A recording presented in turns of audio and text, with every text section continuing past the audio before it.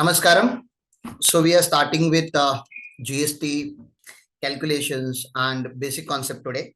Yesterday we had discussed the whole introduction system of GST कि GST कब आया था, क्यों लाया गया था. तो basic things we have covered. तो यहाँ से क्या क्या हो गया हमारा. तो overview of taxation system in India we have already discuss in direct tax and अगर आप लोगों को यहाँ से पढ़ना है तो एक बार देख लीजिए. Then genesis of GST in India. तो इसका ही मतलब होता है कि जीएसटी स्टार्टिंग से कैसे कैसे आया था, कौन से ईयर में इंट्रोड्यूस किया गया था, किसने इंट्रोड्यूस किया, पूरा हिस्ट्री यहाँ पे उन्होंने लिखा हुआ है. फिर मैंने आपको बताया था कि पहले जीएसटी लाने से पहले कॉन्स्टिट्यूशन अमेंडमेंट बिल लाना पड़ा. राइट, बिल आगे जाके एक्ट बन जाता है. तो first they brought the constitution amendment bill 2014 जो एक्चुअली अमेंड होते होते 2016 हो गया था. और जब अच्छा यहाँ पे नंबर आप देख सकते हो, तो जो बिल था तो उसका नंबर 122 था एंड जब पास हुआ तो 101 था. ठीक है, तो आप लोगों को कंफ्यूजन हो जाएगा कि जो बिल प्रेजेंट हुआ था 122 नंबर पे, दिस इज अ नंबर. मतलब उस साल पार्लियामेंट में अगर 122 बिल अगर प्रेजेंट हुए रहेंगे तो उसमें से 101 बिल पे पास हुआ जो एक्ट बना वो ये कॉन्स्टिट्यूशन अमेंडमेंट एक्ट था. तो बिल का नंबर आगे था, लेकिन आई अज्यूम कि कुछ बिल रिजेक्ट हुए रहेंगे या कुछ बिल को प्रोलॉन्ग किया होगा और जीएसटी को थोड़ा पुश करके पहले उसको अप्रूव कराया होगा, इसलिए जो एक्ट बना उसका नंबर थोड़ा पहले वाला नंबर है. तो एक ऐसा नॉर्मल सा क्वेरी आता है, वो मैंने कवर अप कर लिया यहाँ पे. फिर नरेंद्र मोदी जी ने क्या बोला जीएसटी के ऊपर, it is a win for democratic ethos of India and victory for everyone. GST will improve the way of doing business and definitely the way of doing business has been improved a lot. क्योंकि पहले अगर आपको अगर 28 state में अगर काम करना होता था तो 28 स्टेट का लॉ आपको पता होना था. अगर आप महाराष्ट्र के चार्टर्ड अकाउंटेंट हो तो आपकी प्रैक्टिस जो होती थी वो खाली महाराष्ट्र तक सीमित होती थी. आप गुजरात में प्रैक्टिस कर ही नहीं सकते थे क्योंकि गुजरात का लॉ ही आपको नहीं पता, या केरला में आप प्रैक्टिस नहीं कर सकते क्योंकि वहां का लॉ नहीं पता, या तो फिर वहां का लॉ पता कर लो, लोकल अथॉरिटीज के साथ रिलेशन बना के रखो, वहां पे भी ऑफिस खोल के रखो. तो ऐसा बहुत सारा कॉम्प्लिकेशन था उस जमाने में, जो सब कुछ अभी टेकन केयर हो चुका है. पूरे देश में हमारे पास अभी एक ही लॉ है, एक ही वेबसाइट है, सब कुछ एक ही सोर्स के थ्रू होता है. तो बहुत ज्यादा ease of doing business actually improvise हो चुका है. फिर अरुण जेटली सर ने क्या बोला, GST is not an and, it is a start of journey. ठीक है ना, अभी 2017 में जो हुआ है वो शुरुआत है जीएसटी का एक बेस्ट वर्जन लाने का. And India is still under that particular phase जहां पे अभी तक best version of GST implement नहीं हुआ है. So what is the best version of GST. तो जो ओरिजिनल प्रपोज वर्जन था वो कुछ ऐसे था कि कोई अगर सप्लायर है, कोई एक बिजनेस है ना, एक ट्रेडर है, इंडस्ट्री है, मैन्युफैक्चरर है, तो ये हमेशा हर महीने सेल्स करते रहेगा. ठीक है ना, हर महीने ये क्या बुक करते रहेगा, टर्नओवर बुक करते रहेगा, सेल्स सप्लाई करते रहेगा. ये जो टर्नओवर है it was supposed to be uploaded in the form GSTR 1. ठीक है ना, इसको अपलोड करना था जीएसटीआर 1 में. जीएसटीआर 1 का ड्यू डेट जो था, जो ओरिजिनल लॉ में जो ड्यू डेट था वो 10th था, अभी उसको बढ़ा के 11th किया गया है. लेकिन आप ओरिजिनल लॉ की मैं बात बता रहा हूँ, 10th ऑफ ईच मंथ. ठीक है ना, तो हर महीने के 10 तारीख तक ये अपलोड हो जाना चाहिए. सर अभी ये जो गुड्स थे वो किसी ने बाय किए होंगे ना किसी ने बाय किए होंगे. तो ये बायर हो गया, रेसिपिएंट हो गया. तो सप्लायर ने सेल किया तो बायर ने परचेस किया.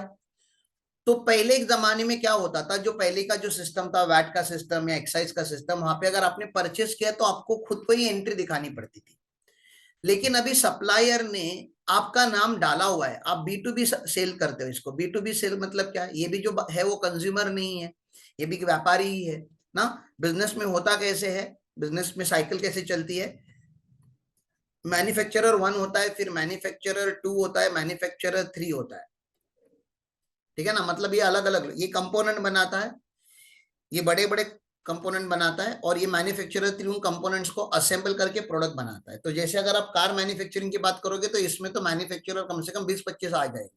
ठीक है ना, टायर बनाने वाली कंपनी अलग, ट्यूबलाइट बनाने वाली कंपनी अलग, सीट्स बनाने वाली कंपनी अलग, स्टील बनाने वाली कंपनी अलग, और ऐसे सब मैन्युफैक्चरर्स मिलके फिर वो एक कोई एक कंपनी होती है जो टाटा मोटर्स होगी या हुंडई होगी. ठीक है ना, वो सारे कंपोनेंट्स को लेके अपना बिजनेस मतलब कार बनाएगी. तो कार बनाने में बहुत सारे मैन्युफैक्चरर होते हैं. तो मैं मान लेता हूँ कि ये बॉटल है, ये बॉटल बनाने के लिए भी क्या होते हैं, बहुत सारे मैन्युफैक्चरर इन्वॉल्व होते हैं. फिर मैन्युफैक्चरर के बाद क्या आ जाता है, मैन्युफैक्चरर से प्रोडक्ट बन गया, फिनिश प्रोडक्ट बन गया मार्केट में जो यूज होने वाला है, तो फिर उसको बोला जाता है डिस्ट्रीब्यूटर. ठीक है ना, अब इसको किसके पास दिया जाता है प्रोडक्ट को? डिस्ट्रीब्यूटर के पास। अब डिस्ट्रीब्यूटर ये प्रोडक्ट किसको देगा? होलसेलर को देगा। होलसेलर प्रोडक्ट किसको देगा? ये होलसेलर ये प्रोडक्ट रिटेलर को देगा। ठीक है, तो रिटेलर किसको देगा? रिटेलर कंज्यूमर को देगा। तो आप समझ सकते हो ना, यहां से यहां जो भी ट्रांजैक्शन हो रहे हैं इसको B2B ट्रांजैक्शन बोला जाता है, बिजनेस टू बिजनेस। क्योंकि इन्होंने खाली व्यापार करने के लिए गुड्स परचेस किए थे, ये लोग कंज्यूमर नहीं है। और GST is a consumption based tax. Consumption based tax मतलब जीएसटी भरना था, जीएसटी भरना था इसको जो कंज्यूमर है उसको। तो मुझे अगर कोई गुड्स अगर कंज्यूम करना है, मुझे अगर कोई सर्विस एंजॉय करनी है, तो जीएसटी का बर्डन मेरे सर पे आना चाहिए। ठीक है ना। लेकिन जीएसटी एक मल्टी पॉइंट लेवी सिस्टम है, वो सब कुछ समझाऊंगा अभी आपको, वही पॉइंट है मेरा। लेकिन मैं आपको B2B समझा रहा हूँ। ये सारे के सारे लोग B2B ट्रांजैक्शन कर रहे हैं। B2B ट्रांजैक्शन कर रहे हैं मतलब every customer is not a consumer. Please understand, every consumer is a customer. ये तो समझ में आ रहा है? आपके दुकान में अगर कंज्यूमर आया तो आपका कंज्यूमर भी है और कस्टमर भी है। कंज्यूमर और कस्टमर सेम होना मतलब क्या? तो मैंने ये पेन परचेस किया और मेरे कंजम्पशन के लिए परचेस किया, मेरे यूज के लिए परचेस किया, तो मैं हो गया कस्टमर, मैं हो गया कंज्यूमर। लेकिन इन सब लोगों ने जब गुड्स परचेस किए थे तो उन्होंने गुड्स परचेस कंजम्पशन के लिए नहीं किए थे, व्यापार करने के लिए, बिजनेस करने के लिए, सप्लाई करने के लिए किए थे। That's the reason they are not consumer but they are your customer. ठीक है ना। आपके कस्टमर तो है, आपसे माल तो लिया उन्होंने, लेकिन वो कंजम्पशन के लिए नहीं लिया। तो याद रखिए, every consumer is a customer but every customer need not to be consumer, ऐसे आप याद रखो। तो I am so sorry, GST का जब आप अंडरस्टैंडिंग डेवलप कर रहे हो तो आपको एक बात याद रखनी पड़ेगी कि जीएसटी जो है वो कंजम्पशन बेस्ड टैक्स है। जो कंज्यूमर है ही वाज सपोज्ड टू पे द टैक्स। ठीक है, तो यहाँ पे B2B सप्लाई हुआ है। B2B सप्लाई हुआ है मतलब ये आपके सामने जो है वो भी एक व्यापारी है, आपने सेल किया, इसने परचेस किया, तो ये यहाँ पे क्या बुक हो जाएगा मुझे बताइए? यहाँ पे परचेस बुक हो जाएगा। तो इसका जो परचेस है ये GSTR2 में रिफ्लेक्ट हो जाना चाहिए। ठीक है ना। It was suppose to be reflected before 15 तारीख के पहले, 15 के पहले ये सारा रिफ्लेक्ट होना चालू हो जाना चाहिए था। तो सेल्स का डेटा कहां पे मिलता है? GSTR1 में। और परचेस का डेटा या इनपुट का डेटा कहां पे मिलता है? इनपुट या परचेस का डेटा कहां पे मिलता है? GSTR2 में। I am telling you the standard GST system जो आना चाहिए थोड़े टाइम के बाद आएगा। ठीक है ना। तो जीएसटी में सेल्स का जो डेटा होता है वो फीडअप किया जाता है, सिस्टम को देना पड़ेगा डेटा। लेकिन परचेस का डेटा सिस्टम को फीड करने की जरूरत नहीं है। बताइए क्यों जरूरत नहीं है? तो उन्होंने क्या किया, GSTR2 को बना दिया 2A। क्या बना दिया? GSTR2 को क्या बना दिया? 2A। ए का मतलब होता है ऑटो पॉपुलेटेड। ए का मतलब क्या होता है? Auto populated. ऑटो मतलब क्या सर? अरे भैया, किसी ने अगर सेल्स का डेटा बुक किया है तो वहां पे लिखा जाता है कि उसने सेल्स किसको किया। ठीक है ना। तो अगर ये राम है तो राम ने सेल अगर शाम को किया था तो शाम के बुक में आपको परचेस बुक करने की जरूरत नहीं है। राम ने सेल बुक किया ना, राम ने जब सेल किया तब शाम का डेटा डाल दिया था वहीं पे जीएसटी नंबर के साथ कि भैया शाम ने परचेस किया, तो यहाँ पे ऑटोमेटिकली पॉपुलेट हो जाता था डेटा। That is GSTR2A। ठीक है ना। तो 2 का 2A बना दिया उन्होंने। और फिर अच्छा, ये 15 तारीख तक होने वाला था। और फिर क्या होगा? फिर सर जीएसटी की लाइबिलिटी भी तो भरनी पड़ेगी उस महीने में जो नेट जीएसटी आता होगा। तो जैसे पकड़ लीजिए, आपके पास आपका आउटपुट लाइबिलिटी जो है, आपका आउटपुट लाइबिलिटी जो है वो 20,000 का है। ठीक है ना। लेकिन इनपुट क्रेडिट जो है आपके पास वो 12,000 का है, आईटीसी जिसको आप बोलते हो। आउटपुट लाइबिलिटी 20,000 का है, मतलब लाइबिलिटी 20,000 का था, करंट लाइबिलिटी 20,000 का था। और करंट असेट जो है आपके पास वो 12,000 का है, मतलब आपको 8,000 रुपया गवर्नमेंट को भी देना बाकी है कैश में। ये आप कैश में दोगे तो ये सब आपको देना था GSTR3 में। ठीक है ना। ये कहां पे देना था? GSTR3। तो पहले जब जीएसटी ओरिजिनली आया तब 3 ही रिटर्न होने वाले थे। GSTR1 में सेल्स का डेटा, GSTR2 में परचेस का डेटा, और GSTR3 में परचेस और सेल्स का समरी, और जो एडिशनल टैक्स भरना होता है वो दिखाना था। और ये GSTR3 जो था वो आपको 20 तारीख तक अपलोड करना था, मतलब एवरी मंथ का 20 पे। तो आपने जनवरी में सेल किया तो फेब के 20 तक आपको उसका सारा पेमेंट वगैरह जीएसटी का समरी फाइल करके हो जाना चाहिए। ऐसा ओरिजिनल लॉ है। इसका थोड़ा मुझे यूज होगा इसलिए मैंने आपको ये बताया। अभी क्या हो चुका है, हम ठीक है GSTR1 के जगह पे हम GSTR1 ही फाइल करते हैं। ठीक है ना। लेकिन जो परचेस का डेटा होता है अभी हम 2B से देखते हैं, 2A से नहीं देखते, 2B से देखते हैं। 2B क्या होता है वो सब कुछ हम बात करेंगे, लेकिन आप समझिए कि हमें जो आईटीसी लेना होता है वो 2B से लेना पड़ता है। और हम जीएसटीआर 3 जो था वो नहीं हो पा रहा है, सिस्टम रन नहीं कर पा रहा है ओरिजिनल जीएसटीआर 3 को, तो 3 का एक ऑल्टरनेटिव निकाला उन्होंने 3B। ठीक है ना, 3 का एक ऑल्टरनेटिव क्या निकाला गया, 3B। तो अभी हम क्या भरते हैं, 1 भरते हैं, 2B भरते हैं और 3B होता है। ठीक है, 2B भरते नहीं है, 2B एक ऑटोमेटिक स्टेटमेंट है, हम खाली उसको वेरीफाई करते हैं और 3B में एक्चुअली पेमेंट किया जाता है। ठीक है ना, तो ये 3 फॉर्म अभी आज के तारीख में लाइव है। उसमें भी जो जीएसटीआर 1 है वो पहले उसका ड्यू डेट 10 तारीख हुआ करता था, अभी उसका 11th है। जो 2B है वो 14th तक आपका रेडी हो जाता है और 20 तारीख के आसपास आपको 20th के आसपास जीएसटीआर 3B फाइल करना होता है। आज तारीख क्या है, आज 15 तारीख है। अभी हमारे जो क्लाइंट्स है सबका 2B आज ऑफिस में वेरीफाई होगा कि जितना हमें आईटी से मिलना था उतना मिला है कि नहीं। और कल से हमारे जो क्लाइंट्स है उनको जीएसटी का एमआईएस जाना चालू हो जाएगा कि आपका इस मंथ में इतना परचेस था, इतना आपकी लाइबिलिटी बनती है, सॉरी इतना सेल्स है, सेल्स के ऊपर इतनी आपकी लाइबिलिटी बनती है, इतना आपका परचेस 2B में रिफ्लेक्ट हो रहा है और उसके ऊपर आपको सो एंड सो अमाउंट का क्रेडिट मिलेगा।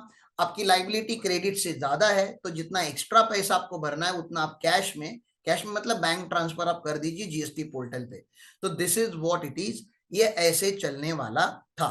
ओके, तो साहब ये जीएसटी का एक सिस्टम मैंने आपको बता दिया, स्टैंडर्ड सिस्टम। ठीक है, जीएसटी की बातें इंडिया में चालू हुई 2000 साल में, 2006 में जो फिनेंस मिनिस्टर है, जब कांग्रेस की गवर्नमेंट थी, उन्होंने बोल दिया जीएसटी लेकर आएंगे। 2014 में जो कॉन्स्टिट्यूशनल अमेंडमेंट बिल था वो भरा गया कि बाबा कॉन्स्टिट्यूशन को चेंज करना पड़ेगा।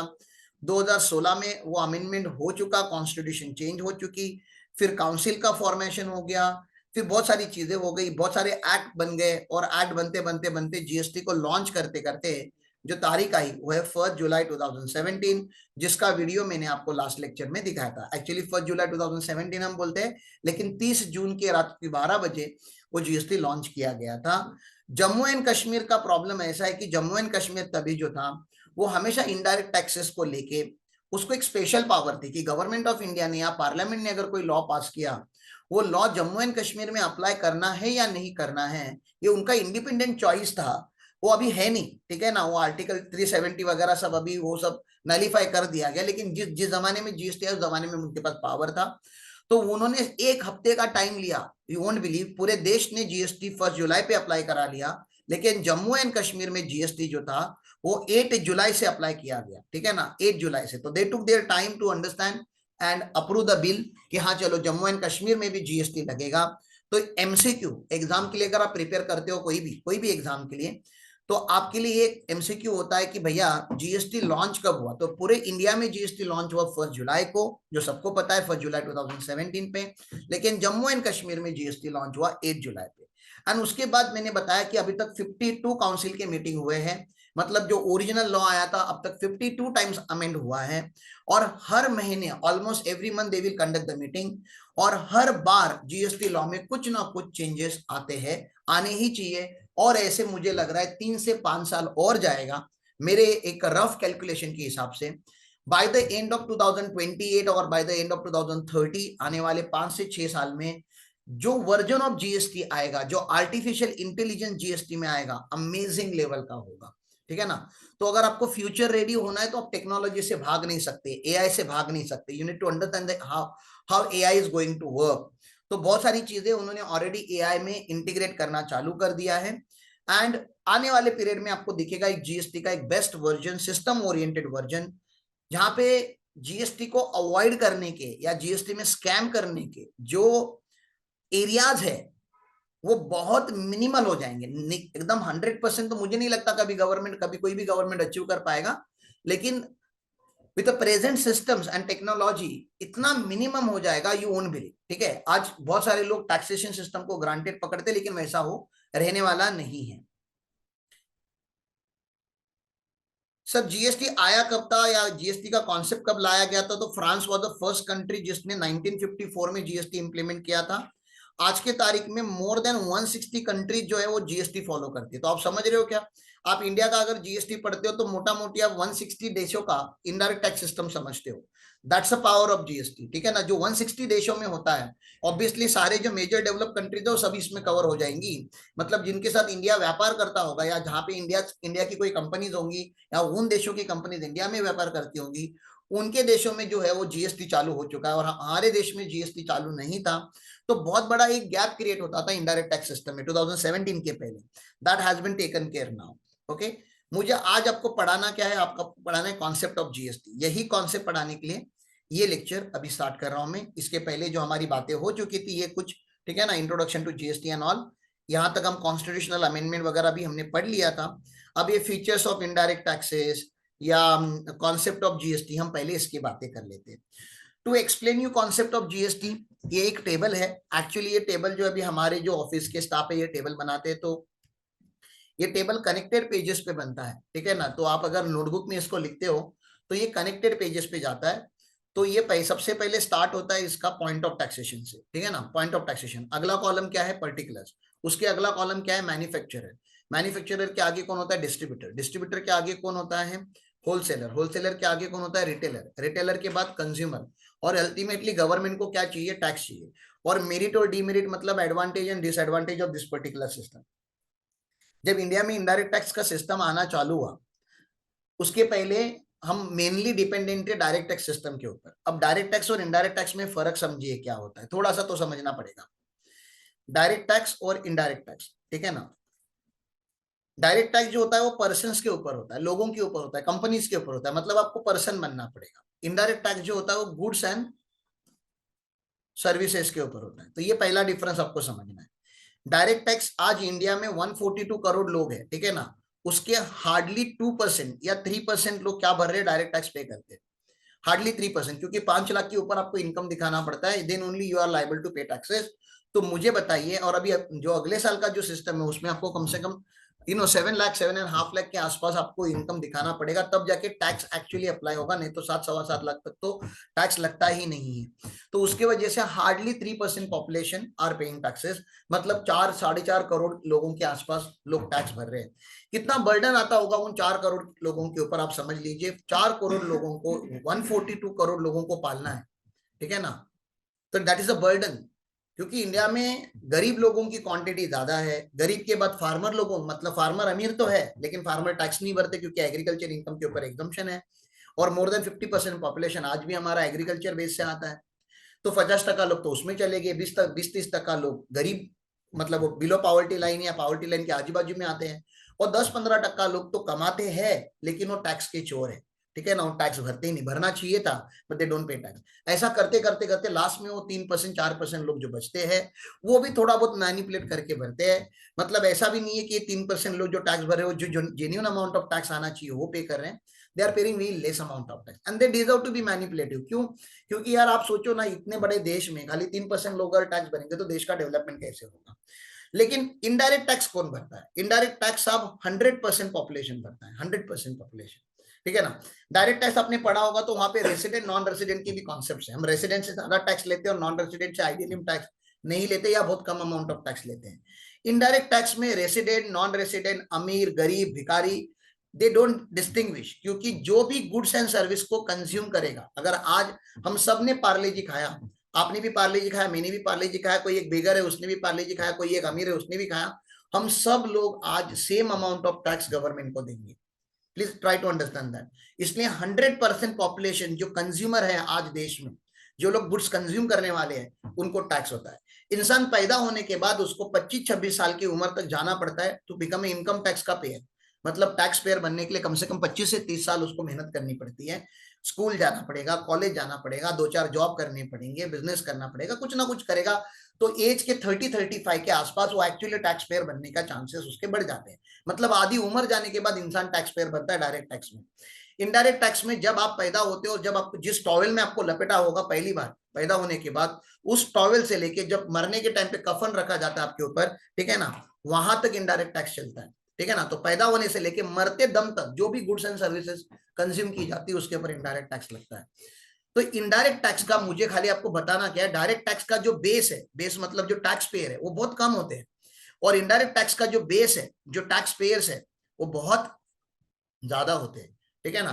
तो this is what you need to understand. Direct tax को प्रोग्रेसिव टैक्स बोला जाता है। प्रोग्रेसिव मतलब higher the income higher the tax, higher the income higher the tax, आप जितना ज्यादा इनकम कमाओगे उतना ज्यादा टैक्स भरोगे।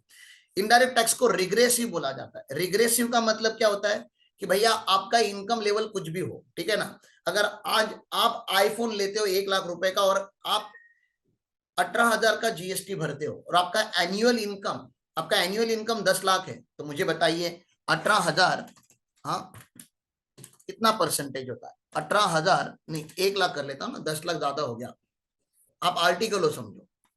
हाँ, आपका एनुअल इनकम 1 लाख रुपए और आपने 18,000 का जीएसटी भरा है अभी, कितना ईएमआई वगैरह पे आपने लिया या घर वालों से पैसे लेके लिया है, तो कितना टक्का आपने टैक्स भर दिया? आपने 18% of your income you have paid the tax, isn't it. लेकिन किसी का इनकम 10 लाख रुपया, किसी का इनकम क्या है 10 लाख रुपया, और उसने आईफोन ले लिया, तो उसने कितना परसेंट टैक्स भरा? उसने भी 18,000 ही भरा, लेकिन उसने परसेंटेज ऑफ टैक्स कितना भरा? आपने 18% ऑफ योर इनकम टैक्स भरा, ठीक है ना। यहाँ पे 1.8% उसने टैक्स भरा। सर किसी का इनकम 100 लाख है तो उसने कितना टैक्स भरा? सर किसी का इनकम 100 लाख है और उसने अगर 18,000 का अगर आईफोन ले लिया तो उसने 0.118 टैक्स भरा ना। मतलब आप समझते हो क्या हो रहा है? टैक्स सेम भरा जा रहा है, टैक्स सेम है, लेकिन जैसे जैसे आपका लेवल ऑफ इनकम बढ़ते जाएगा, जैसे जैसे लेवल ऑफ इनकम बढ़ते जाएगा, वैसे वैसे जो इंसिडेंस ऑफ टैक्स है आपके ऊपर, या जो बर्डन ऑफ टैक्स है आपके ऊपर, या जो पेन है आपके टैक्स भरने का, वो कम होते जाएगा परसेंटेज में। तो इसलिए इनडायरेक्ट टैक्सेस को रिग्रेसिव टैक्सेस बोला जाता है, कि higher the income lower the tax. अब higher the income lower the tax का मतलब कुछ लोग ऐसे भी समझते हैं कि इनकम बढ़ेगा तो टैक्स कम होगा। टैक्स कम नहीं होता, टैक्स का जो परसेंटेज होता है टू द इनकम वो कम होता है, जो मैंने यहाँ पे आपको प्रूव किया। इनकम बढ़ते जाएगा बढ़ते जाएगा बढ़ते जाएगा, तो ये परसेंटेज ऑफ टैक्स जो होगा, इफेक्टिव परसेंटेज ऑफ टैक्स भी आप समझ सकते हो, वो कम होते जाता है। That's the reason it is called as the regressive system of taxation, ठीक है। फिर और क्या है सर डायरेक्ट टैक्स और इनडायरेक्ट टैक्स में डिफरेंट? डायरेक्ट टैक्स का एडमिनिस्ट्रेटिव जो है वो सीबीडीटी के पास है, central board of direct tax के पास है। इसका जो एडमिनिस्ट्रेशन है वो सीबीआईसी के पास है। So for a student is concern, direct tax never ending है, इनफाइनाइट है, ये चलते रहता है चलते रहता है चलते रहता है। मैं 2008 से पढ़ रहा हूँ, मेरा आज तक खत्म नहीं हुआ, ठीक है ना। इनडायरेक्ट टैक्स का स्टार्ट है तो कहीं तो एंड भी है, क्योंकि ये नया लॉ है, नया कानून है जीएसटी, ठीक है ना। एक सीमित सीमित गुड्स एंड सर्विसेज के ऊपर लगता है, तो ये कभी ना कभी स्टार्ट करोगे तो कभी ना कभी ये खत्म भी हो जाएगा। तो you will have fair knowledge of indirect taxes in less amount of time. Direct tax पढ़ने के लिए बहुत ज्यादा टाइम लगता है, समझने के लिए और ज्यादा टाइम लगता है, और याद रखने के लिए और ज्यादा टाइम लगता है, ठीक है ना। तो प्लीज अंडरस्टैंड कीजिए, डायरेक्ट टैक्स एक ओशियन है, ये ठीक है, ये एक तो छोटा सा पॉन्ड है, आप समझ लीजिए। वैसे तो किसी भी टैक्स सिस्टम को अंडर एस्टिमेट नहीं करना चाहिए, लेकिन कंपेरेटिवली मैं बात कर रहा हूँ, direct tax is greater than, और डायरेक्ट टैक्स का जो कंटेंट है वो बहुत ज्यादा होता है। 750 से 800 तो सेक्शन है इसके लॉ में, ठीक है ना।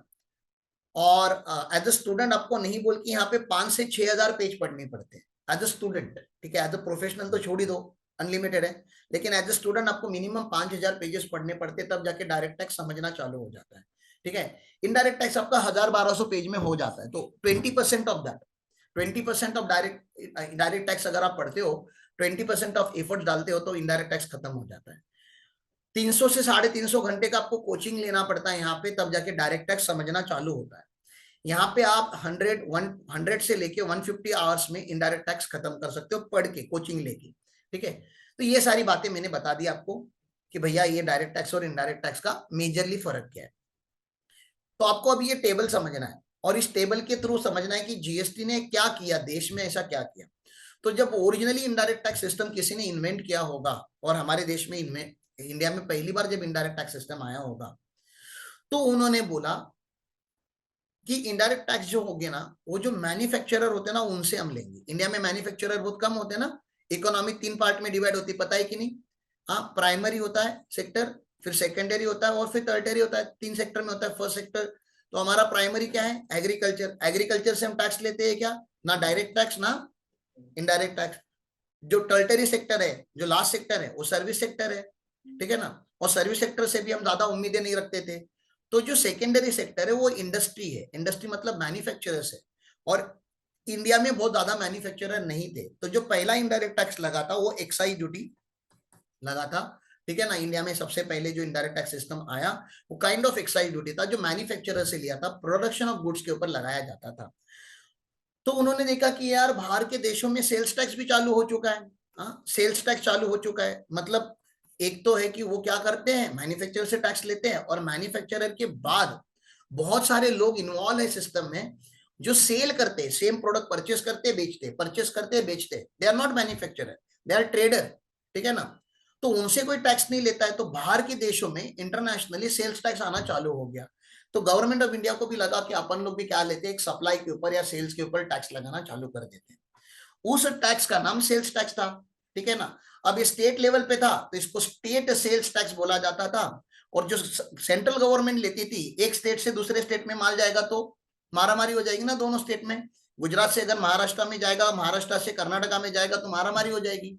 तो सेंट्रल गवर्नमेंट बोलता था जब भी इंटर स्टेट सप्लाई होगा तो सीएसटी लगेगा, सेंट्रल सेल्स टैक्स लगेगा। प्लीज अंडरस्टैंड करो। तो स्टेट सेल्स टैक्स था और सेंट्रल सेल्स टैक्स था। मैं आपको हिस्ट्री बता रहा हूं। सर हिस्ट्री का हमारा कुछ लेना देना है क्या? जी नहीं। लेकिन अगर आप हिस्ट्री नहीं समझोगे तो आप जो अभी का प्रेजेंट इनडायरेक्ट टैक्स सिस्टम है इंडिया का, उसको आप अप्रिशिएट नहीं करोगे। थोड़ा तो आप अप्रिशिएट करो। हल्की फुल्की हिस्ट्री बताऊंगा आपको, और उससे आपको समझाने का ट्राई करूंगा कि जीएसटी लाना क्यों इंपॉर्टेंट था हमारे देश में, ठीक है। तो सबसे पहले जो इनडायरेक्ट टैक्स का सिस्टम, सेल्स टैक्स का सिस्टम जो बना, ये सेल्स टैक्स था। इसका नाम क्या था? सेल्स टैक्स, ठीक है ना। वो उन्होंने लाया first point tax. First point tax मतलब सेल बार बार होगा ना, बहुत बार सेल होगा। मैन्युफैक्चरर से डिस्ट्रीब्यूटर तक गया, सेल हो गया। डिस्ट्रीब्यूटर से होलसेलर पे गया, सेल हो गया। होलसेलर से रिटेलर पे गया, सेल हो गया। रिटेलर से कंज्यूमर पे गया, सेल हो गया। मुझे बताइए सबसे आसान क्या है, किससे टैक्स रिकवर करना आसान है? मैन्युफैक्चरर से, डिस्ट्रीब्यूटर से, होलसेलर से, रिटेलर से कि कंज्यूमर से? किससे टैक्स लेना आसान है? गवर्नमेंट ऑफ इंडिया के हिसाब से सोचिए।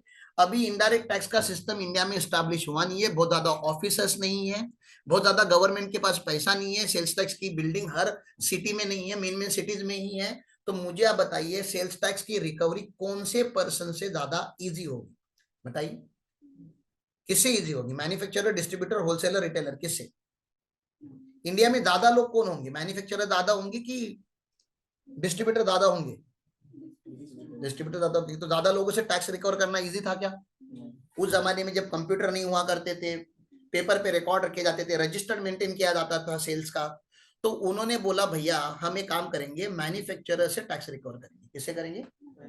हाँ, तो उसको क्या बोला गया? First point tax. First point tax मतलब जब फर्स्ट बार सेल होगा तभी टैक्स लगेगा। और वो इजी भी चला गया उनको। बताओ इजी क्यों चला गया? क्योंकि सारे मैन्युफैक्चरर पहले से ही कौन से लॉ में रजिस्टर्ड थे? एक्साइज में। अब जिसने गुड्स का मैन्युफैक्चरिंग किया है वो गुड्स कभी ना कभी तो सोल्ड भी करेगा। तो उनके पास पहले ही, एक्साइज डिपार्टमेंट के पास पहले ही रिकॉर्ड होता था किसने कितनी गुड्स का मैन्युफैक्चरिंग किया। तो उससे टैक्स का रिकवरी बहुत आसान था, ठीक है। तो सेल्स टैक्स भी मैन्युफैक्चरर ही भरने लगा। तो डबल टैक्सेशन दिख रहा है क्या आपको?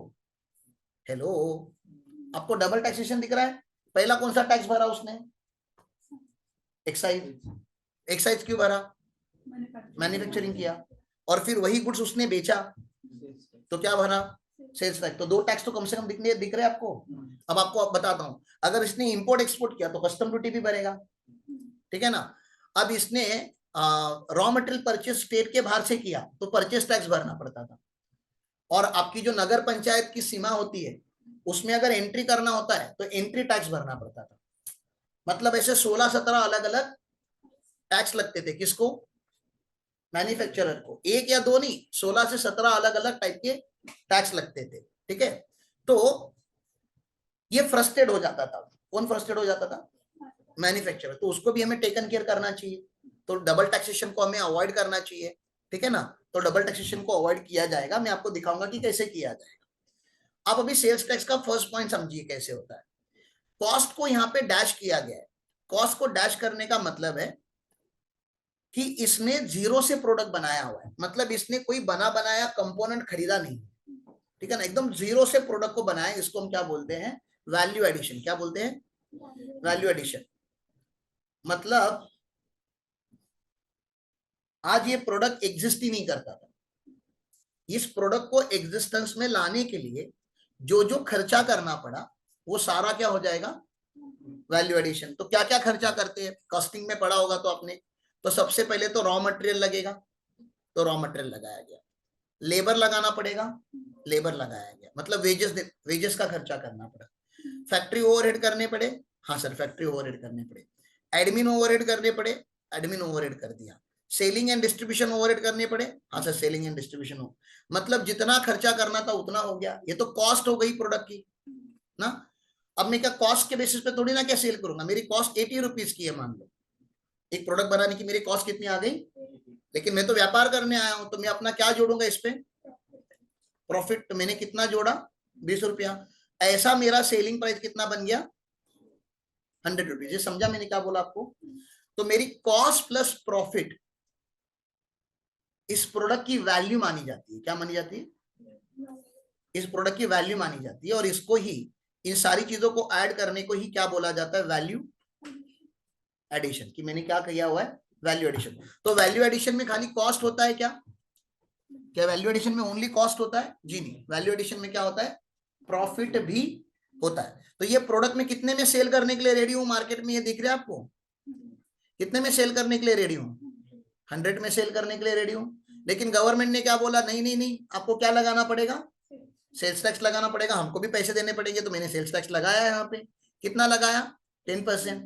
अब 100 का 10% कितना होता है, 10 रुपीज। तो मेरा इनवॉइस प्राइस कितने का बन गया, 110। कोई मुझे इसकी जर्नल एंट्री बता देगा क्या, जर्नल एंट्री क्या आएगी इसकी, बैंक अकाउंट डेबिट, बैंक में कितना पैसा आएगा, लेकिन मेरा इनकम कितना होगा, सेल्स कितना हुआ है मेरा, 100 का ही मेरा इनकम, तो ये मेरा इनकम है ना, मेरा इनकम कितने का हुआ, 100 का ही हुआ। लेकिन मुझे तो जीएसटी भी भरना है ना, सेल्स टैक्स भी भरना है, सेल्स टैक्स भी लिया था, ये 10 रुपया मेरी क्या है, तो टू सेल्स टैक्स कितना लिया मैंने, और ये मेरी क्या है, करंट लाइबिलिटी, लाइबिलिटी नहीं बोलेंगे, क्या बोलेंगे इसको, करंट लाइबिलिटी। तो आगे जाके क्या होगा, आगे जाके क्या होगा, ये सेल्स टैक्स मुझे भरना पड़ेगा डिपार्टमेंट को, तो भरूंगा तो ये क्या क्या एंट्री मारूंगा, सेल्स टैक्स डेबिट ना, 10 रुपए का, 10 रुपए का डेबिट हो गया, 10 लाख जो भी समझ लीजिए आप, टू बैंक अकाउंट, पैसे चले गए, तो गवर्नमेंट को कितना मिला, 10 ना, समझ में आ रहा है, मुझे कितना मिला, 100। तो मेरा इनकम टैक्स कितने पे कंप्यूट होगा, 100 पे, 100 मतलब 100 इनकम माना जाएगा। लेकिन मैंने आपको क्या बोला, 80 रुपीज का मैंने खर्चा किया है, तो 100 रुपीज कमाया और 80 रुपीज का खर्चा किया, तो प्रॉफिट कितना बच गया, 20 रुपीज का ना। तो इनकम टैक्स इस 20 रुपीज के ऊपर लगता है। तो बिजनेसमैन कभी कभी ये भी बोलता है, ये क्या बात हो गई कि मैं जीएसटी भी भरूंगा और इनकम टैक्स भी भरूंगा, हाँ भरना पड़ेगा। नहीं नहीं, ये तो डबल टैक्सेशन, ये डबल टैक्सेशन नहीं है, इसको डबल टैक्सेशन नहीं बोल सकते। आपकी डायरेक्ट टैक्स भी भरना पड़ रहा है, और क्या भरना पड़ रहा है, डायरेक्ट टैक्स आप अपने इनकम में से भरते हो डायरेक्टली। डायरेक्ट टैक्स कहां से भरते हो आप, अपनी इनकम में से, अपने प्रॉफिट में से भरते हो, ठीक है ना। और इनडायरेक्ट टैक्स आपने अपनी जेब में से भरा क्या, मुझे बताइए, इनडायरेक्ट टैक्स आपने किससे लिया, अरे जो आपके दुकान में आया था उससे लिया।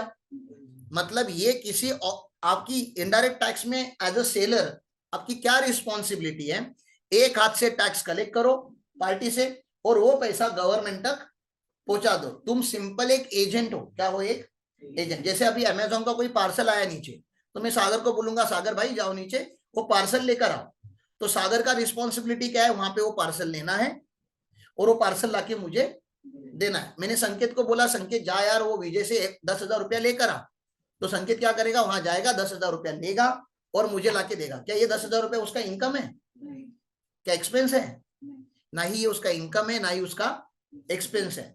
इसकी एक रिस्पॉन्सिबिलिटी है कि मैंने बोला कि जाके कलेक्ट करके दो। तो इनडायरेक्ट टैक्स आप अपनी जेब से नहीं भरते हो, आप इनडायरेक्ट टैक्स पार्टी से कलेक्ट करते हो, आपकी लाइबिलिटी में रखते हो और फिर आप भर देते हो। इतना समझ में आया आपको, ये दिख रहा है आपको यहाँ पे। और इनडायरेक्ट टैक्स रिमूव करने के बाद जो बेस प्राइस बचती है वो आपका इनकम होता है। इनकम में से एक्सपेंस माइनस कर दो तो जो प्रॉफिट आता है उसके ऊपर आप इनकम टैक्स भरते हो। इसलिए एक पर्सन को आज के तारीख में इंडिया में कम से कम 2 टैक्स तो भरने ही पड़ते हैं। एक तो जीएसटी जो इनडायरेक्ट टैक्स है, जो पार्टी से लेके भरना है, और इनकम टैक्स है, इनकम टैक्स अपने खुद के इनकम के ऊपर भरना है। अब इनकम कितना है, मेरे केस में 20 रुपया था। आप बोलोगे नहीं सर मुझे और कम करना है, तो खर्च और करो, एक्सपेंस और बुक करो, डिप्रिसिएशन मार दो, ये कर दो, वो कर दो, बैंक से लोन लेके इंटरेस्ट दिखा दो, ठीक है।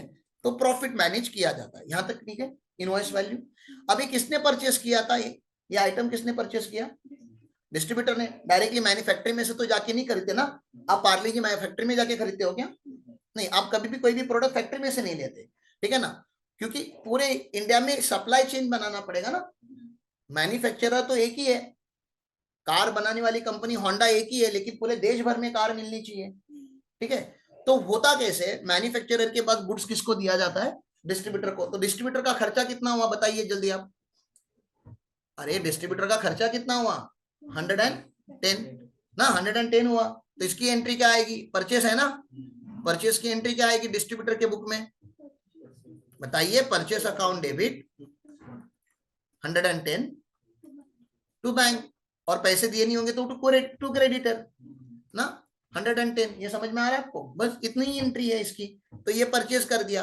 अब परचेस करने के बाद मुझे बताइए, ये भी तो वेयर हाउसिंग का, ट्रांसपोर्टेशन का, हाँ, वर्किंग कैपिटल इसका जो ब्लॉक होता है उसका पैसा, इसका अपना प्रॉफिट मार्जिन, ये भी तो ऐड करेगा।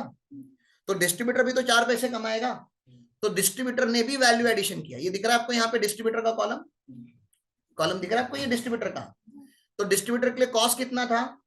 मैन्युफैक्चर से कितने में खरीदा? 110 में। और उसने अपना वैल्यू एडिशन कितना किया? 90। ये 90 में क्या क्या है? ये 90 में कॉस्ट भी है और प्रॉफिट भी है, मतलब इसने जो एडिशनल कॉस्ट इनकर किया वो है और उसका प्रॉफिट भी है। ये समझ में आ रहा है आपको? तो डिस्ट्रीब्यूटर कितने में बेचने के लिए रेडी है गुड्स बताइए? 200 में। और डिस्ट्रीब्यूटर टैक्स लगाएगा क्या? बताइए, डिस्ट्रीब्यूटर उस जमाने में टैक्स लगाता क्या था? ये जमाना बहुत पुराना बता रहा हूं मैं। डिस्ट्रीब्यूटर टैक्स नहीं लगाएगा। क्यों नहीं लगाएगा? हम कौन सा लेवी पढ़ रहे हैं? First point. फर्स्ट पॉइंट मतलब जब फर्स्ट टाइम सेल हुआ तभी टैक्स लगेगा, उसके आगे कभी भी टैक्स नहीं लगेगा। तो डिस्ट्रीब्यूटर को टैक्स नहीं लगा। तो डिस्ट्रीब्यूटर ने 200 रुपए में बेचा और 200 रुपए उसको आए। सेल्स की एंट्री बताइए यहाँ पे क्या आएगी? परचेस 110 में किया था ना, तो सेल्स कितने में कर रहा है? 200 में। तो एंट्री क्या आएगी? बैंक अकाउंट डेबिट या डेटर अकाउंट डेबिट, ठीक है ना। कितना लेना है तो उसको पार्टी से 200 रुपया टू सेल्स अकाउंट, कितना? 200 रुपया। ये समझ में आ रहा है आपको? परचेस की एंट्री और सेल्स की एंट्री। परचेस की एंट्री क्या होती है? Purchase account debit to creditor account या बैंक अकाउंट। और सेल्स की एंट्री क्या होती है? Debtor account debit to sales account. फिर आगे जाके क्या होगा? Bank account debit to debtor account ना। पैसे रियलाइज हो जाएंगे। यहां तक समझ में आ रहा है? अब इसने किसको बेचा होगा? डिस्ट्रीब्यूटर ने माल किसको बेचा? होलसेलर को। डिस्ट्रीब्यूटर के आगे कौन होता है? अब जैसे समझ लीजिए, एक मैन्युफैक्चरर है जो ऑल ओवर इंडिया लेवल पे मैन्युफैक्चरिंग करता है। डिस्ट्रीब्यूटर जो है महाराष्ट्र लेवल का है, एक स्टेट का एक डिस्ट्रीब्यूटर रखा। होलसेलर अपने एक जिले का है, कोल्हापुर का एक क्या हो गया? होलसेलर है, ठीक है ना। और तुम्हारे गडिंग तुम्हारे शहर में जो है वो कौन है? रिटेलर है। समझ में आ रहा है? माल कैसे आएगा ऊपर से नीचे तक? तो होलसेलर के आगे कौन है? नहीं, होलसेलर के लिए कॉस्ट कितना है? 200 रुपए का, ठीक है ना। तो परचेस की एंट्री मारनी पड़ेगी ना इधर। क्या आएगा होलसेलर के लिए एंट्री? जल्दी बोलो। परचेस अकाउंट डेबिट 200, ठीक है ना, टू क्रेडिटर ना, उधारी पे लिया है उसने या बैंक पैसे दिए होंगे तो कितना? 200। अब ये भी तो व्यापारी है, ये अपना वैल्यू एडिशन करेगा कि नहीं? इसकी भी अपनी कॉस्ट होगी, ऑफिस होगा, स्टाफ होगा, मार्केटिंग की होगी, हाँ, वेयर हाउसिंग रखा होगा, तो ये भी अपनी कॉस्ट और अपना प्रॉफिट भी जब जोड़ेगा तो ये भी अपना वैल्यू एडिशन करेगा। तो इसने कितने का वैल्यू एडिशन किया? 80 रुपीज का। आप देख सकते हो मैंने वैल्यू एडिशन 10-10 रुपए से कम करते जा रहा हूँ, ठीक है ना। पहले में मैंने 100 रुपीज का वैल्यू एडिशन रखा था, फिर मैंने कितना किया? 90। अब मैंने कितना कर रहा हूँ? 80 रुपीज का, ठीक है ना। तो अभी मेरे मैं बेचने के लिए कितने में रेडी हूँ एज अ होलसेलर? मैं सेल करने के लिए कितने में रेडी हूँ? 280 में। 200 रुपए का मेरा कॉस्ट और 80 रुपीज का मेरा खुद का वैल्यू एडिशन, ठीक है ना। मुझे टैक्स लगेगा क्या? नहीं लगेगा। क्यों? क्योंकि कौन से सिस्टम में, हम देश में कौन सा सिस्टम चालू था तभी? फर्स्ट पॉइंट टैक्स चालू था। मतलब जब पहली बार सेल हुआ है वहीं पे टैक्स लगेगा, उसके आगे कभी भी टैक्स नहीं लगेगा। यहां तक क्लियर है? ये समझ में आया? 280। तो मेरा सेल्स की एंट्री मारो जल्दी मेरे बुक में, होलसेलर के बुक में सेल्स की एंट्री क्या आएगी? Debtor account debit to sales account या bank account debit to sales account, कितने का? 280। 280 का सेल्स का एंट्री आ गया। टैक्स की कोई एंट्री नहीं हो रही है। क्यों? टैक्स भरना ही नहीं है। आप सोच भी नहीं रहे हो कि इसमें टैक्स कितना है, क्योंकि टैक्स आपका कॉस्ट बन चुका है। टैक्स क्या बन चुका है? वो आपका समझ में आ रहा है ना? ये 280 में 10 रुपए का टैक्स इन्वॉल्व है। आपके कॉस्ट में ऑलरेडी टैक्स इन्वॉल्व है, लेकिन आपको समझ में नहीं आ रहा है क्योंकि पता भी नहीं चल रहा है। मैन्युफैक्चरर लेवल पे उसने भरा है, इसके अंदर एक्साइज ड्यूटी है कि नहीं है, पहले भर चुका है वो, उसमें मैन्युफैक्चर उसमें एक्साइज ड्यूटी भी है, और इंपोर्ट वालेगा तो कस्टम ड्यूटी भी है, मतलब बहुत सारे टैक्स है, एंट्री टैक्स है, सारे टैक्स जो थे उसके अंदर ही है, आप उसको अलग से रिकॉर्ड नहीं करते थे। यहां तक क्लियर है। अब इसने बेचा माल, इसने किसको बेचा, रिटेलर को, तो इसके बुक में सेल्स की एंट्री बुक होगी, क्या सेल्स वो हो गई ना, 280 की एंट्री बुक हो गई। अब किसके बुक में आ गए, रिटेलर के बुक में आ गए। रिटेलर के बुक में पहली एंट्री क्या होगी, परचेस, कितने में परचेस करेगा वो, 280 पे ना, कॉस्ट हो गई उसकी। फिर क्या करेगा, purchase account debit to creditor account, purchase account debit to कितना, 280 में ना, उसने क्या, purchase account debit to creditor account, 280 का इसका परचेस हो गया, ये दिख रहा है आपको। फिर इसने अपने खर्चे किए, खर्चे का एंट्री क्या आता है, expense account debit to cash bank account ना, सारे खर्चे की, अपना प्रॉफिट भी ऐड करके रखा, अपना वैल्यू एडिशन किया, और अपना सेल्स का एंट्री कितने में मारने के लिए रेडी है ये 350 पे। टैक्स लगाएगा क्या ये, टैक्स नहीं लगाएगा, ठीक है ना, ये टैक्स भी नहीं लगाएगा। तो ये रिटेलर के बाद यहाँ पे सेल्स की एंट्री आएगी, debtor account debit to sales account 350 ना, इसने टैक्स नहीं लगाया। तो इस पूरे केस में कंज्यूमर को माल कितने में मिला, कंज्यूमर मतलब समझ रहे हो, अल्टीमेटली कंज्यूमर को माल कितने में मिला, 350 में, और गवर्नमेंट को कितना पैसा मिला, 10 रुपया, ठीक है ना। अब 2 मिनट आप इसको सोचो कि हमने क्या,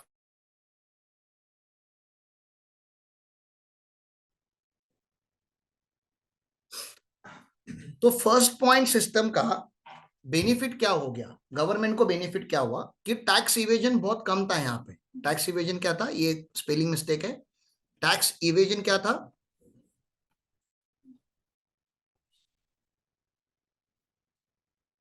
टैक्स इवेजन बहुत कम था। क्यों कम था, क्योंकि आप मैन्युफैक्चरर से टैक्स ले रहे हो, और गवर्नमेंट ने रिस्क लो ली, ठीक है ना, बहुत कम रिस्क था ना गवर्नमेंट को, इंप्लीमेंट करने के लिए इजी हो गया क्योंकि देश में मैन्युफैक्चरर बहुत कम थे। तो आपको एफएम का एक फॉर्मूला या जिंदगी का फॉर्मूला है कि आप जब रिस्क कम लेते हो तो आपको रिटर्न्स भी कम मिलते हैं, lower the risk lower the return, ठीक है ना। तो गवर्नमेंट ने रिस्क ही कम ली तो रिटर्न भी कम मिला। अल्टीमेटली मार्केट में गुड सेल कितने पे हुआ था, 350 पे, इसमें का 10 रुपया निकाल दो, 10 रुपया टैक्स है ना इसमें, मतलब गुड्स का वैल्यू कितना था, लास्ट लास्ट तक जाते जाते 340, मतलब गवर्नमेंट को कितना मिलना चाहिए था, उसको बैठने के लिए जगह, तो इधर इधर इधर आ जाओ, थोड़े थोड़ा एडजस्ट हो जाओ। गवर्नमेंट को कितना मिलना चाहिए था, वैल्यू कितना है गुड्स का, समझ रहे हैं ना, फाइनली फाइनल कंज्यूमर ने कितना भरा, 350 में का 10 रुपया क्या था, टैक्स था जो मैन्युफैक्चरर ने लिया था, तो बचा कितना, 340 ना, 340 गुड्स का वैल्यू है जो कंज्यूमर ने पे किया है, 340, और 10% रेट है देश में टैक्स का, तो गवर्नमेंट को मिलना कितना चाहिए था, 34 मिलना चाहिए था ना, लेकिन मिला कितना, 10 ही। क्यों 10 रुपया मिला, क्योंकि उन्होंने फर्स्ट सेल्स के ऊपर टैक्स लगाया, मैन्युफैक्चरर, और मैन्युफैक्चरर का सेलिंग प्राइस बहुत कम होता है ना, मैन्युफैक्चरर हमेशा कम कमाता है, आप अभी भी देखो फार्मर हमेशा कम कमाता है, जो एजेंट होता है वो ज्यादा कमाता है, ठीक है ना, मतलब जिसने खेती की भी नहीं वो ज्यादा प्रॉफिट लेके जाता है, दुनिया में ऐसी चलती है, ठीक है ना। तो डिस्ट्रीब्यूटर रिटेलर ज्यादा मार्जिन कमाते हैं एज कंपेयर टू मैन्युफैक्चरर, तो मैन्युफैक्चरर भी पैसे कमाता है लेकिन उसका क्वांटिटी पे गेम होता है, उसका मार्जिन कम होता है लेकिन क्वांटिटी ज्यादा होता है, ये रिटेलर डिस्ट्रीब्यूटर का क्वांटिटी कम होता है लेकिन मार्जिन ज्यादा होता है। तो गवर्नमेंट को real sales tax sales price पे लगना चाहिए, सेल्स टैक्स का मतलब क्या है, सेल्स प्राइस पे लगना चाहिए, और सेल्स प्राइस मतलब price which is ultimately sold to the price at which goods is ultimately sold to the consumer, तो उस प्राइस पे 10% मिलना चाहिए था गवर्नमेंट को। तो गवर्नमेंट ने बोला यार ये हमको कम रेवेन्यू मिल रहा है, गवर्नमेंट के लिए नेगेटिव पॉइंट क्या हो गया, एक पॉजिटिव पॉइंट क्या हो गया, लोअर टैक्स रेवेन्यू, ये मेरिट हो गया, मेरिट मतलब एडवांटेज है इस सिस्टम का, और डीमेरिट मतलब नेगेटिव पॉइंट, डिसएडवांटेज क्या है, lower rate of low revenue, पैसे ही नहीं आ रहे गवर्नमेंट के पास सेल्स टैक्स आने के बाद भी, तो गवर्नमेंट को गुस्सा आ गया। अब ये पहला सिस्टम जो था, गवर्नमेंट ने जब नए नए थे तो उनको समझ में नहीं आ रहा था सेल्स टैक्स का इम्प्लीमेंटेशन कैसे होगा क्या होगा, जब थोड़ा गवर्नमेंट के पास ताकत आ गई, लोग आ गए, ऑफिसर्स आ गए, तो गवर्नमेंट ने सोचा कि अभी हम लास्ट पॉइंट लगाएंगे, क्या लगाएंगे, हाँ, तो नया सिस्टम लाया गवर्नमेंट ने, कौन सा लाया, last point tax. Last point tax और फर्स्ट पॉइंट टैक्स में क्या फर्क है, फर्स्ट पॉइंट टैक्स में टैक्स कौन भरता था, मैन्युफैक्चरर, अब लास्ट पॉइंट पे टैक्स मैन्युफैक्चरर नहीं भरेगा, होलसेलर भी नहीं भरेगा, डिस्ट्रीब्यूटर भी नहीं भरेगा, रिटेलर टैक्स भरेगा, कौन टैक्स भरेगा, क्योंकि लास्ट सेल कौन करता है? रिटेलर टू द कंज्यूमर होता है ना। तो रिटेलर से जहां पे कंज्यूमर माल लेता है, मतलब जो किराना माल का दुकान है आपके नीचे, आप बिल्डिंग के बाहर जाओगे तो वो कौन है दुकान? ये सामने जो कोर्ट के सामने जो शॉप है वो क्या है? रिटेलर है। और हम वहां से गुड्स परचेस करते हैं, हम कंज्यूमर हो गए। तो उससे गवर्नमेंट टैक्स एक्सपेक्ट कर रहा है। मुझे आप बताइए तो कैसे चलेगा ये सिस्टम, कैसे चलेगा? तो मैन्युफैक्चरिंग लेवल पे तो उसके पहले कोई था नहीं, हमने अज्यूम किया। तो जितना भी था टोटल वैल्यू एडिशन हो गया इसका 100 रुपीज का। वैल्यू एडिशन में कॉस्ट भी है और क्या है? प्रॉफिट भी है। और ये सेल करने के लिए कितने पे रेडी है? 100 रुपीज पे। और ये सेल भी कितने पे करेगा? 100 पे। सेल्स की एंट्री क्या आएगी? जल्दी जल्दी बताओ। आज आपको सेल्स की एंट्री तो याद हो ही जानी चाहिए। मैन्युफैक्चरर के लिए सेल्स की एंट्री क्या आएगी? डेटर अकाउंट डेबिट या बैंक अकाउंट डेबिट। डेटर या बैंक अकाउंट डेबिट कितना? 100 टू सेल्स अकाउंट कितना? 100। ठीक है ना, ये समझ में आ रहा है आपको? तो ये सेल्स की एंट्री हो गई। तो उसके आगे कौन है? आगे होलसेलर है। तो होलसेलर ने क्या किया? परचेस किया। कितने में परचेस किया? 100 में। तो पहले परचेस की एंट्री मारते हैं, ठीक है ना। डिस्ट्रीब्यूटर होलसेलर नहीं, सॉरी, डिस्ट्रीब्यूटर के अकाउंट में क्या होगा? परचेस की एंट्री आएगी। परचेस कितने में किया उसने?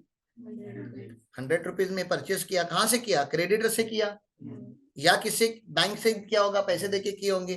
तो वो कितना हो गया? 100 रुपीज का। फिर उसने भी अपने खर्चे किए रहेंगे, तो एक्सपेंस अकाउंट डेबिट करते जाएगा वो।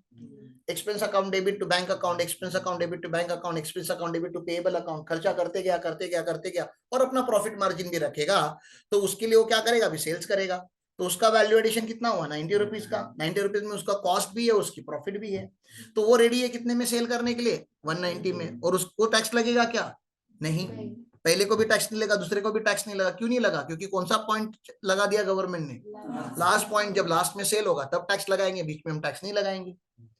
तो ये आया, तो इसकी सेल्स की एंट्री मार देते हैं। सेल्स की एंट्री क्या आएगी? डेटर अकाउंट डेबिट या बैंक अकाउंट डेबिट कितना? 190 टू सेल्स अकाउंट कितना? 190। इसका ही इनकम हो गया 100 रुपीज का। उसका परचेस कॉस्ट था। वैल्यू एडिशन कितना दिख रहा है आपको? 90 रुपीज का। 90 रुपीज में से एक्सपेंस माइनस कर दो, बचा हुआ उसका प्रॉफिट हो जाएगा। ठीक है ना।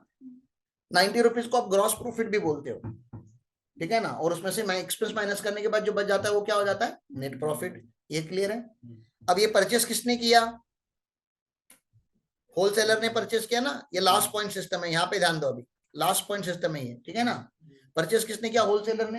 होलसेलर ने कितने में परचेस किया? 190 में। क्या एंट्री आएगी परचेस की उसके बुक में, होलसेलर के बुक में? परचेस अकाउंट डेबिट कितना? 190 टू क्रेडिटर या बैंक कितना? 190। फिर वो सेल भी करेगा। वो कितने में सेल कर रहा है? वो अपना वैल्यू एडिशन भी करेगा, खर्चा भी करेगा, प्रॉफिट भी जोड़ेगा। और वो कितने में सेल करने के लिए रेडी है? 270। और उसको सेल्स टैक्स नहीं लग रहा है, क्योंकि वो भी B2B ट्रांजैक्शन कर रहा है। ये सारे लोग कौन से ट्रांजैक्शंस कर रहे थे? B2B। मतलब सामने वाला जो था वो क्यों था? बिजनेसमैन था, ठीक है ना। तो उसने भी सेल्स का ट्रांजैक्शन किया। क्या आएगा? डेटर अकाउंट डेबिट या bank account debit to sales account कितने में? 280 था, 270 था? 270 था, ठीक है ना। ये 270 में किया उसने सेल। ओके। उसके आगे कौन है? रिटेलर। तो रिटेलर ने परचेस कितने में किया होगा? परचेस अकाउंट 270, ठीक है ना। टू क्रेडिटर या बैंक कितना? 270। फिर उसने भी अपना वैल्यू ऐड किया। कितना वैल्यू ऐड किया उसने? 70 रुपया। रिटेलर ने भी अपने दुकान के खर्चे, इलेक्ट्रिसिटी बिल, इंटरनेट बिल, हाँ, सब इंटरेस्ट वगैरह जो भी भरा होगा वो सब जोड़ के, अपना प्रॉफिट मार्जिन जोड़ के वो कितने में सेल करने के लिए रेडी है? 340। लेकिन गवर्नमेंट बोलेगा आप 340 पे सेल नहीं कर सकते, आपको अभी क्या लेना पड़ेगा? टैक्स लगाना पड़ेगा। टैक्स यहाँ पे आ गया, लास्ट पॉइंट पे आ गया। और लास्ट पॉइंट पे आने के बाद कितने का टैक्स लगाना पड़ेगा? 30, हाँ 10%। तो 34 रुपीज का टैक्स आया। अल्टीमेटली सेलिंग प्राइस कितनी बनी? 374, ठीक है ना। तो इसने इसकी एंट्री बताओ, बताओ। बैंक अकाउंट डेबिट या डेटर अकाउंट कितना? 374। लेकिन सेल्स कितने का बुक होगा? 340 का। तो ऊपर का 34 है वो क्या है? टैक्स है। तो ये क्या हो गया? सेल्स टैक्स कितना? 34। ये बैंक अकाउंट डेबिट तो रियल अकाउंट है। ये 340 क्या है? अपना इनकम है। ये इनकम है ना, ये P&L में जाएगा। और ये क्या है? Current liability. अभी आपको सेल्स टैक्स भरना है, तो सेल्स टैक्स भरोगे तो आपकी एंट्री क्या आएगी? अगले महीने भरना होता है, ठीक है ना। अगले महीने जब भरोगे तो एंट्री क्या आएगी? Sales tax 34 to bank account कितना? 34। ये समझ में आया आपको? लेकिन अभी रिटेलर क्या बोलता था? ये सिस्टम का एडवांटेज क्या है? बोलो एडवांटेज क्या है? ऑप्टिमम रेवेन्यू, मतलब जितना मिलना था 340 में मार्केट में सेल हो रहा है, उसका 10% 34 रुपीज, जितना मिलना था उतना गवर्नमेंट को उतना मिल रहा है। ठीक है, तो ये ऑप्टिमम रेवेन्यू पॉइंट है। लेकिन इसका डीमेरिट क्या है? टैक्स इवेजन है। ये वर्ड क्या है? इवेजन। ठीक है ना? इसका डीमेरिट क्या है? आपको क्या लग रहा है? ये जो रिटेलर है या गडिंग पूरे शहर में, आप किसी भी शहर में जाके आप राउंड मारो, दोनों साइड जो आपको दुकान दिखती है वो सबके सब क्या है? रिटेलर है। क्या ये जेन्युइन टैक्स पेयर है सबके सब? नहीं। यहाँ पे हर हर परचेस का आपको ऑफिशियली टैक्स इनवॉइस मिलता है क्या? नहीं मिलता। मतलब ये कौन से लोग हैं? आपको दो ऑप्शन देते हैं, कच्चा बिल, पक्का बिल। कौन सा ऑप्शन देते हैं? कच्चा बिल। मतलब बिल चाहिए तो पहले तो बिल ही नहीं मांगते बहुत सारे लोग। आप कौन सा बिल लेकर आते हो? सामान लेकर आते हो, बिल कौन से लेकर? बिल आया क्या कभी आप लोगों ने? रिटेलर के सामान में आप वीकली एक्सपेंस करते रहोगे, बहुत सारा सामान खरीदते रहोगे, आप बिल लेके भी जाते हो क्या दुकान में से? नहीं लेके जाते। अब बिल लेके नहीं जाते, इसका क्या मतलब हो गया? वो टैक्स लगाएगा कि नहीं लगाएगा सेल्स के ऊपर? नहीं लगाएगा। रिटेलर के पीछे लगा दो फिर गवर्नमेंट को, आसान है क्या? देश में कितने रिटेलर होंगे, कितने शॉप होंगे? क्या रिटेलर्स के पीछे लग के टैक्स लगाना आसान है? आसान नहीं है, बहुत डिफिकल्ट है। टैक्स लगाना भी आसान नहीं है। उनके ऊपर रेड कर देते हैं। कैसे करेंगे रेड? कितने दुकान पे रेड करोगे आप? आगे आगे जाते रहोगे, पीछे पीछे नए नए दुकान ओपन होते रहेंगे। तो गवर्नमेंट को लगा था कि उन्होंने बेस्ट सिस्टम ऑफ टैक्स लाया था और इनके पास बहुत अच्छा टैक्स आएगा। आपको बता दूं, ये पहले जो था वो 10 रुपए जो मिलता था वो भी नहीं मिलना, वो बंद हो गया। मतलब इनका एक्सपेक्टेशन कितना था? 34 रुपीज का। लेकिन जो 10 रुपए मिल रहा था वो भी नहीं मिला। मतलब उस जिस साल ये लास्ट पॉइंट सिस्टम लाया था उस साल गवर्नमेंट को ह्यूज लॉस हुआ। क्योंकि एक तो रिटेलर टैक्स अवेयर्ड पर्सन नहीं, मतलब उसको पता ही नहीं कि टैक्स भरना होता है। और उस टाइम पे ऐसा जैसे मोदी जी आज टीवी पे आके भाषण देते वैसा नहीं होता था कि देश में अगर टैक्स का सिस्टम आया तो सब लोगों को पता चलेगा। अभी क्या बच्चे बच्चे को पता है कि जीएसटी करके कुछ है? ये पहली बार हुआ है हमारे देश में 2017 के बाद। मतलब तुम जैसे लोगों को भी पता है कि जीएसटी मतलब क्या है। उसके पहले के टैक्स के नाम बताओ। 2017 के पहले कौन से टैक्स थे? Excise, VAT, CST, purchase tax, octroi, ये सब के बारे में आपको पता ही नहीं होगा। फर्क ही नहीं पड़ता था। जानना जानने में इंटरेस्टेड ही नहीं रहते थे। अब चलो फिर भी आप कंज्यूमर कैटेगरी के हो, आप व्यापारी भी रहते तभी भी आप जानने के लिए इंटरेस्टेड नहीं। क्योंकि टैक्स की चोरी बहुत आसानी से इंडिया में होती है, होती थी, अभी भी हो रही है, लेकिन जैसे मैंने बताया आने वाले टाइम में नहीं होगी। तो गवर्नमेंट को गुस्सा आया होगा कि नहीं कि हमने इतना अच्छा सिस्टम लगाया, लोगों का भला करने के लिए लगाया, देश का भला करने के लिए हमने टैक्स का सिस्टम लगाया, लास्ट सिस्टम, तो ये दोनों सिस्टम फेल हो गए। First system, first point levy भी फेल हो गया और लास्ट पॉइंट सिस्टम भी फेल हो गया। ये दोनों फेल्ड सिस्टम ऑफ टैक्स थे। तो गवर्नमेंट ने गुस्से में, अब गुस्से में जब भी आप डिसीजन लेते हो गलत ही लेते हो, ठीक है ना? गवर्नमेंट ने गुस्से में एक डिसीजन लिया, मल्टी पॉइंट टैक्स सिस्टम आएगा। क्या आएगा अभी देश में? Multi point tax. Multi point tax मतलब जब जब सेल होगा तब तब टैक्स लगेगा। जब जब सेल होगा तब तब टैक्स लगेगा। ठीक है ना? भरो अभी टैक्स। तो अभी मल्टी पॉइंट सिस्टम समझने का बहुत जरूरी है। यहां से प्रॉब्लम चालू हो गया। इसके ऊपर तक प्रॉब्लम नहीं था हम कॉमन लोगों के लिए। यहाँ पे प्रॉब्लम देखो क्या होने वाला है। वही मैन्युफैक्चरर, उसका कॉस्ट जीरो मैंने पकड़ लिया, वैल्यू एडिशन लिया कितना? 100 रुपीज का। सेल हुआ कि नहीं? अभी ये सेल होगा कि नहीं? प्रोडक्ट होगा। तो जब जब सेल होगा तब तब क्या लगेगा? टैक्स लगेगा। तो 10% टैक्स लगाया। मेरा सेल, मेरा वैल्यू था 100 रुपीज, गवर्नमेंट ने बोला नहीं नहीं नहीं हमारा भी लगाओ उस पे 10 रुपया। तो मेरी इनवॉइस वैल्यू कितनी हो गई? इनवॉइस प्राइस कितनी होगी? 110। एंट्री बता सकते हो क्या मैन्युफैक्चरर के बुक में? सेल्स की एंट्री बता सकते हो मैन्युफैक्चरर के बुक में? क्या है ये एंट्री? बैंक अकाउंट डेबिट या डेटर अकाउंट डेबिट? कितना? 110। टू सेल्स अकाउंट कितना? 100। टू सेल्स टैक्स ना रे, सेल्स टैक्स कितना? 10। ये क्या है? लाइबिलिटी। ये क्या है? इनकम। समझा? ओके। उसके आगे कौन है? आगे कौन है? होलसेलर है, डिस्ट्रीब्यूटर है, सॉरी डिस्ट्रीब्यूटर है। डिस्ट्रीब्यूटर का कॉस्ट कितना हो गया? देखो ना कितना दुकान में देकर आया, 110। ठीक है ना? तो उसकी एंट्री बताओ, डिस्ट्रीब्यूटर की एंट्री बताओ, परचेस की एंट्री। परचेस अकाउंट कितना? 110। टू क्रेडिटर या टू बैंक कितना? 110। अब वो भी बेचने के लिए अपना वैल्यू एडिशन करेगा 90 रुपीज का। 90 रुपीज का वैल्यू एडिशन किया, मुझे नहीं चाहिए, मैं बाद में दूंगा। ठीक है ना। 110 90 रुपीज का वैल्यू एडिशन किया तो कितने में बेचने के लिए रेडी है वो? 200। लेकिन गवर्नमेंट ने क्या बोला? Multi system. जब जब सेल होगा तब तब क्या लगेगा? टैक्स लगेगा। तो ये कितना टैक्स लगाया उसने? 20 रुपीज का टैक्स लगाया। समझ में आ रहा है कि मैं क्या बता रहा हूँ आपको? 20 रुपीज का टैक्स लगाया। तो इसकी सेल्स की एंट्री बताओ। बैंक अकाउंट डेबिट या डेटर अकाउंट डेबिट, कितना आएगा? 220। इसका इनकम कितना होने वाला है? टू सेल्स कितना? 200। और ये सेल्स टैक्स कितना भरेगा गवर्नमेंट को? 20 रुपीज का। ये लाइबिलिटी है और ये इनकम है। समझ में आ रहा है आपको?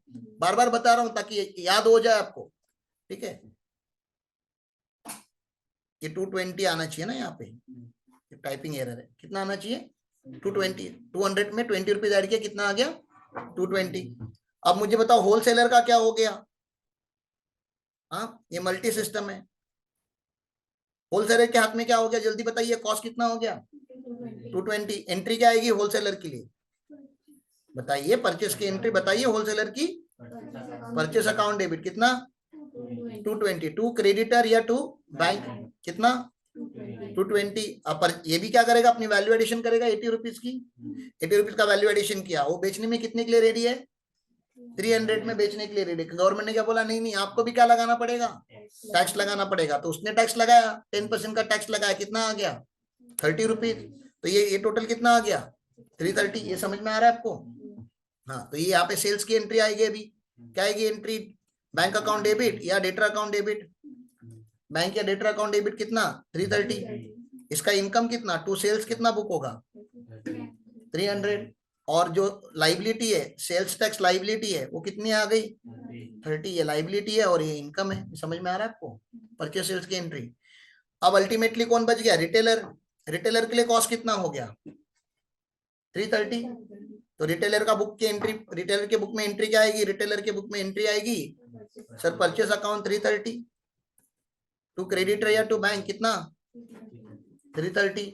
ठीक है ना। अब रिटेलर भी सेल कर रहा है, रिटेलर अपनी वैल्यू एड कर रहा है 70 रुपीज, और वो 400 पे सेल करने के लिए रेडी है। लेकिन गवर्नमेंट ने बोला नहीं नहीं नहीं, टैक्स लगाओगे, आप भी टैक्स लगाओगे। कितना? 40 रुपीज का। ठीक है ना। और आप सेल कितने पे करोगे? 440 पे सेल करोगे। ठीक है ना। तो एंट्री मारो सर, बैंक अकाउंट डेबिट या डेटर अकाउंट डेबिट। यूजुअली जो रिटेलर होता है वो कैश में ही डील करता है, तो उसके यहाँ पे बैंक ही आता है यूजुअली। ठीक है ना। लेकिन फिर भी चलो, बैंक अकाउंट या डेटर अकाउंट कितना? 440। सेल्स कितने का बुक होगा? 400 का। और सेल्स टैक्स लाइबिलिटी कितने की बुक होगी? 40 रुपीज की। ये समझ में आ रहा है आपको? अब गवर्नमेंट को मिला कितना? मैन्युफैक्चरर ने 10 रुपया दिया, डिस्ट्रीब्यूटर ने 20 रुपया दिया, होलसेलर ने 30 दिया, और रिटेलर ने अगर दिया तो 40 दिया। मतलब गवर्नमेंट को कितना मिल गया? 100। गवर्नमेंट बोलता है हाईएस्ट रेवेन्यू, पार्टी ही पार्टी गवर्नमेंट के यहाँ पे ना, मजे ही मजे उनके, बहुत बढ़िया टैक्स मिल गया। लेकिन आम जनता मरेगी कि नहीं? क्यों आम जनता मरेगी? जो चीज पहले आम जनता को मिलती थी, जब फर्स्ट पॉइंट था ना, जब फर्स्ट पॉइंट सिस्टम चलता था, तो आम जनता को, कंज्यूमर को ये प्राइस ये कितने पे मिलती थी? 350 पे। 350 पे वो गुड्स मिलता था हमें, और गवर्नमेंट को तभी 10 रुपया मिलता था। फिर वही प्रोडक्ट आम जनता से मिलने लगा 340 में। आम जनता को कितने में मिलने लगा? 340। अब वो लोगे 374 पे। वो तो तभी ना जब पक्का बिल लोगे था। कच्चा बिल तो 340, पक्का बिल 374। चलो ठीक है, बिल वाला भी ट्रांजेक्शन आपने किया, तभी भी प्राइस बढ़ती हुई दिख रही है आपको? प्रोडक्ट वही है, लेकिन देश में टैक्स का सिस्टम चेंज होने से प्रोडक्ट की प्राइस बढ़ गई। प्राइस बढ़ने को महंगाई बोलते हैं, इन्फ्लेशन बोलते हैं। देश में इन्फ्लेशन आ गया। जो आइटम 350 या 340 पे मिलता था, आज वो 440 पे मिलने लगा। लोग आवाज उठाएंगे कि नहीं ना? सडनली 100-150 रुपए से प्राइस चेंज हो गई प्रोडक्ट की पर किलो। मतलब अब अगर 10 किलो लेके जाते हो तो आज आपका 1000 रुपए एक्स्ट्रा जाएगा, क्योंकि देश में क्या चेंज हो गया? टैक्स का सिस्टम चेंज हो गया। तो यहाँ पे डीमेरिट देखो, इन्फ्लेशन बढ़ गया। अब जबकि इन्फ्लेशन बढ़ गया तो लोग इवेजन करेंगे कि नहीं करेंगे? टैक्स की चोरी बढ़ गई, क्योंकि कोई माल परचेस करने के लिए रेडी नहीं है। जैसे रिटेलर की दुकान में आप जाओगे, रिटेलर पूछेगा देखो भैया बिल मांगोगे तो 440, बिना बिल का कितना? 400 रुपये। और इनडायरेक्ट टैक्स की चोरी से डायरेक्ट टैक्स की चोरी ऑटोमेटिकली हो जाती है। कैसे? आपने सेल्स ही छुपा दिया तो आपको इनकम टैक्स भी नहीं लगेगा, क्योंकि आपने इनकम ही छुपा दिया, कैश में पैसे ले लिए आपने। Are you getting this? मतलब डायरेक्ट टैक्स के चोरी की, इनडायरेक्ट टैक्स की चोरी के साथ बाय डिफॉल्ट कौन सी चोरी आ जाती है? डायरेक्ट, मतलब गवर्नमेंट दो जगह से लूज हो रहा है अभी, डायरेक्ट टैक्स में भी रेवेन्यू लूज हो रहा है और इनडायरेक्ट टैक्स का भी रेवेन्यू लूज हो रहा है, क्योंकि देश में टैक्स का सिस्टम ही घटिया सिस्टम बन गया। इस सिस्टम में बहुत ज्यादा प्रॉब्लम थे, ठीक है ना, इस सिस्टम को सुधारना था।